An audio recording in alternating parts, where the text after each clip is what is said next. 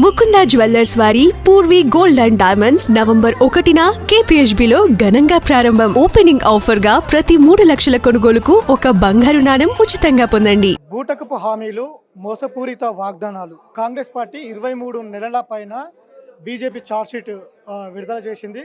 ప్రస్తుతం మనకు అందుబాటులో రామచంద్రరావు గారు ఉన్నారు.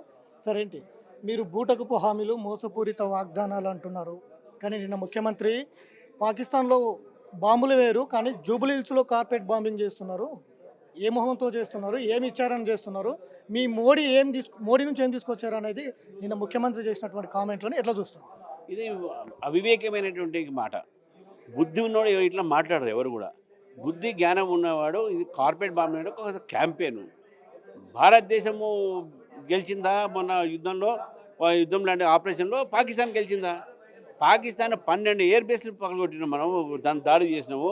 వాళ్ళ స్థావరాల్ని, టెర్రరిస్ట్ స్థావరాల్ని మేము ధ్వంసం చేసినాము భారత సేన. మీరు అప్రిషియేట్ చేయక పాకిస్తాన్ సపోర్ట్ చేసేట్లా? కేవలం భారతదేశం వ్యతిరేకమైనటువంటి ఒక వ్యాఖ్యగా ఈరోజు ముఖ్యమంత్రి గారు మాట్లాడారని చెప్పి నేను భావిస్తూ ఉన్నాను. ఏం తెచ్చారు, ఏమి ఇచ్చారు, మోడీ రాష్ట్రానికి మోడీ నుంచి ఏం తీసుకొచ్చారు, జూబ్లీస్లో బిచ్చం ఎత్తుకోవడానికి వస్తారా అనేది కూడా మరో కామెంట్. వారు ప్రామిస్ చేసింది ఎలక్షన్స్లో నేను అడుగుతున్నాను కాంగ్రెస్ పార్టీని, మీరు ఏమి ఇచ్చారు?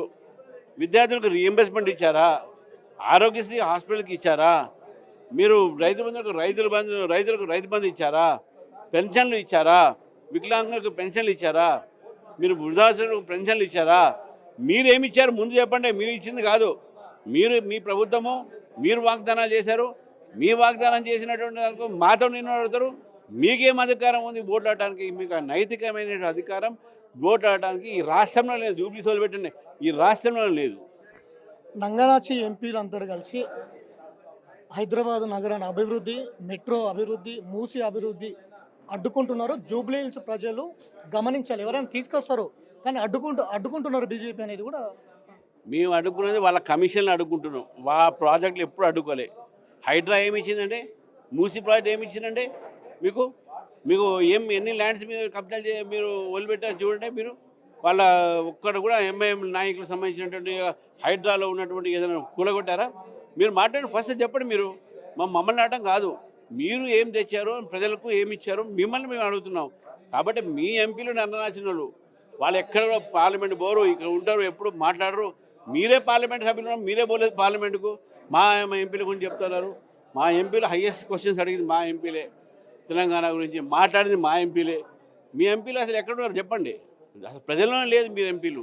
బీజేపీ బీఆర్ఎస్ ఫేవికాల్ బంధం. ఈ ఫేవికాల్ బంధంతోనే గత ఎన్నికల్లో బీఆర్ఎస్ సహకారంతో 8 ఎంపీలు గెలిచారు. అదే బంధంతో ఇప్పుడు ఒక డమ్మీ అభ్యర్థి నిలబెట్టి బీఆర్ఎస్కు సహకరిస్తున్నారు బీజేపీ అనేది కూడా ప్రధానంగా చర్చ. ఆ ఎన్నికలు అయిపోయినాయి. ఈ ఎన్నికల్లో బీ టీం మీది, ఎంఐఎంకు బీ టీం మీది, లేకుంటే మీకు బీ టీం ఎంఐఎమా? మీరు ఎంఐఎం బీఆర్ఎస్ కలిసినారు. మీ ముగ్గురు కలిసి ఈరోజు బీజేపీని ఓడించే ప్రయత్నం చేస్తున్నారు.